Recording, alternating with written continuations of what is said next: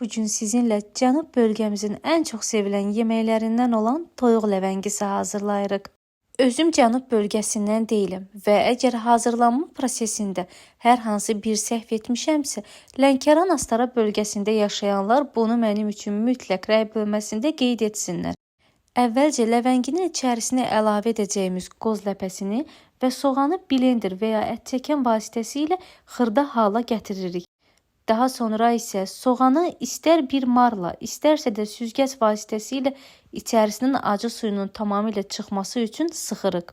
Ləvəngidə əsasən istifadə olunan soğan qırmızı soğan olmalıdır. Lakin yoxunuzdursa, o zaman ağ soğandan da istifadə edə bilərsiniz. Ancaq yadınızda saxlayın, ağ soğan daha çox acı olduğu üçün sıxma prosesində üzərinə biraz su əlavə etsəniz, daha yaxşı acısını çıxardar. Ləpənin üzərinə soğan ilə yanaşı alça turşusu, duz və istot əlavə edərək qarışdırırıq. Yaxşıca qarışdırdıqdan sonra gördüyünüz kimi ləvəngimiz artıq hazırdır. Əvvəlcədən yuyub içərisini tamamilə təmizlədiyimiz toyuğun artıq hissələrini də kəsdikdən sonra duz və turşunu qarışdıraraq içərisinə, daha sonra isə ləvəngini əlavə etdikdən sonra tamamilə üzərinin hər bir hissəsinə əlavə edirik. Əslində siz bu prosesi bir neçə saat öncədən tətbiq etsəniz, o zaman ləvəngi daha dadlı olar. Ən yaxşısı, əgər bacarsanız, bunu axşamdan edib səhər rahat şəkildə sobada bişirə bilərsiniz.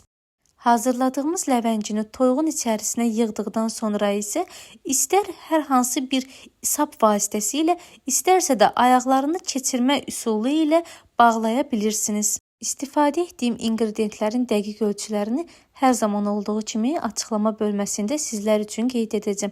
Keçid edib baxıb, fikirlərinizi mənimlə və izləyicilərim ilə rəylərdə bölüşməyi də unutmayın. Əgər yaşadığınız bölgədə hazırlamağımı istədiyiniz dadlı bir yemək varsa, bunu da rəy bölməsində mənim üçün qeyd edin. Növbəti videolarda mütləq hazırlayım. Siz bu şəkildə hazırladığımız ləvəngidən eyni zamanda balıqda, badımcanda və ruletdə də istifadə edə bilirsiniz.